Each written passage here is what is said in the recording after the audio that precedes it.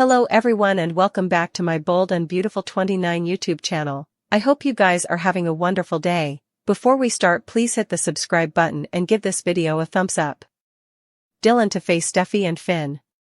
Will and Electra eavesdrop a discussion.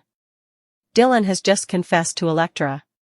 The youthful women are musketeers and suckers know that for a while. Electra was dropping Hayes off at Dylan's art classes.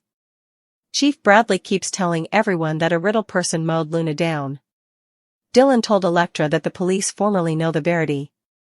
Steffi has formally conceded that there are complicated passions for Finn regarding Luna's death. On the one hand, that was his meat and blood. On the other hand, she was a dangerous killer. Shin formally knows that Luna is dead, but they will get a surprise visit from Dylan.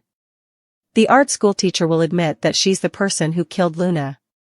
Full of gashes and trembles, Dylan tells Finn that she's sorry for killing his son. Well, it's not like it was on purpose.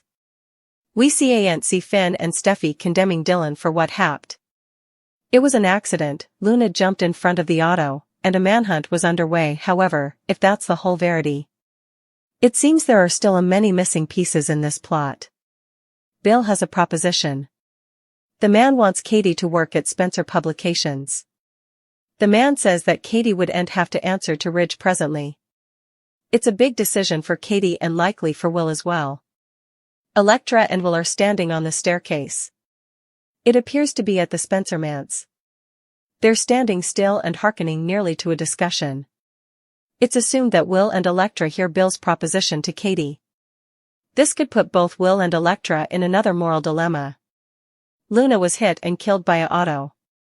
Deputy Chief made a huge point of cheering everyone that this time Luna is surely dead, indeed though no bone has actually seen the body that matters. Now, a new riddle has begun dealing with Luna. The motorist of the auto has not been linked indeed though there have been some ideas swirling around. Electra Forrester entered a communication stating I'm the bone. Who ran over Luna? The person didn't identify themselves. It could be a many people that Electra is acquainted with, but who? Remy is hopeless to make effects right with Electra after the deep fake reproach that he pulled on her doubly. Remy could have been on his way to meet with Deke who was formerly on scene. Remy be the bone. Who Luna ran out in front of while fleeing from the Bobbies. Luna torturing her and locking her in a storehouse room while she argued with Steffi, shot Sheila, shot Liam and also got shot herself. Dylan will be back on screen this week and wants to make a concession. It might be ironic and honestly questionable that Dylan would be driving on that road that night. Dylan might have wanted a bit of vengeance after everything Luna had done. Could Dylan have gone there to help with the hunt and hit Luna? Dylan will be at Forrester Creations to visit with Electra, and supposedly to accept a new job. With her reverse in the picture, formerly has to wonder if she might be behind the communication, we squashed Luna. This could be a red herring, but it seems to be that Dylan is a veritably good seeker for the killer. Hop shippers have been rejoicing over the engagement. Numerous Hope tried to reunite with Liam when she set up out he was dying. But the couple took the long way round to a reunion. Hope indeed accepted Carter's offer before her heart started singing a different tune. Formerly Liam was no longer knocking at death's door. Although Hop is happy now, there's the question of whether their relationship will last for long. Liam and Hope have been romantic mates on and off for 15 times. Their troubles tend to be embedded in the heart, most frequently in Liam's split affections between his first love and the woman who would come his stylish friend, Steffi. The reverse and forth has lasted well over a decade despite several marriages, including Steffi's current one to Finn. It was Liam's waffling that nearly got protest him out.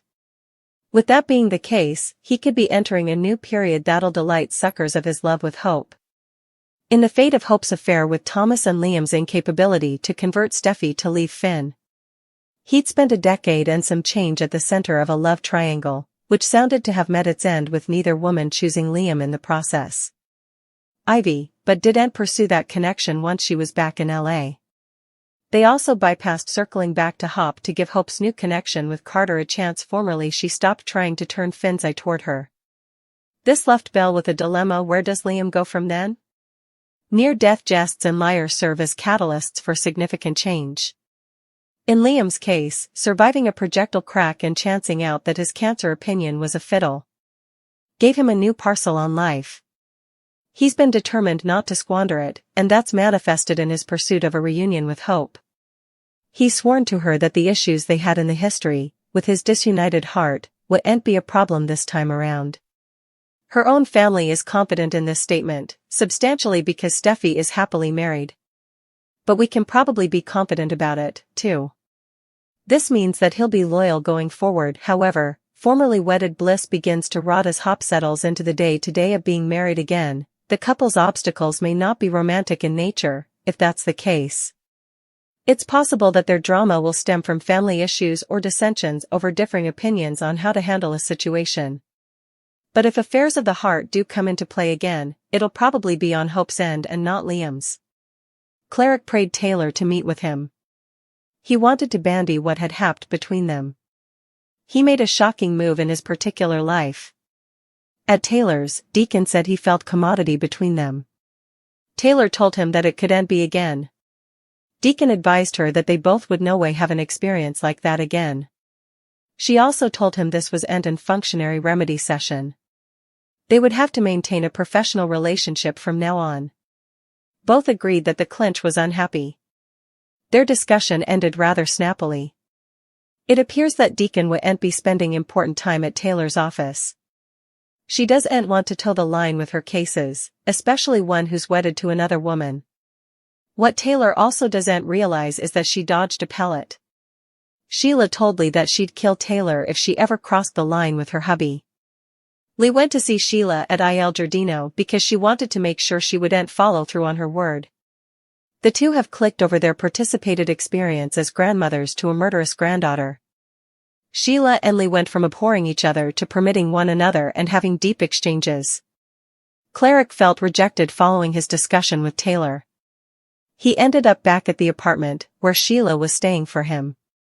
She was hoping that he'd respond to her textbook dispatches. Sheila desperately contended her case to Deacon. He admitted that everyone makes miscalculations. She wanted to know what he meant by that. Cleric admitted that he's still hurt and upset by what happened, but he's not ready to give up on their marriage. Sheila hugged Deacon. She knew that he was forgiving her because of Taylor. Sheila blabbed that there was no way that she'd be suitable to repay her. Deacon had a shamefaced look on his face. He settled for Sheila since Taylor rejected him. Taylor allowed. About that moment she participated with Cleric. Well, Sheila meant setting boundaries with Cleric. If you're looking forward to the return of Bill, we've some bad news for you. He declared that he'd turned a new splint. He's no longer going to lose his cool around anyone. Rather, he set up his bite. Bill spoke to Will and Liam at Spencer Publications. A womanish staff member named Cassie entered the office. Bill reprimanded her for not closing the Harlan deal. But also, he adds, don't worry about it. It's bite. Liam and Will watched Bill interact with Cassie. Once she left the office, they saluted their father. Bill told his sons that what happened to Liam made him realize there are more important effects in life than wealth, power, and success. Will and Liam hugged their father.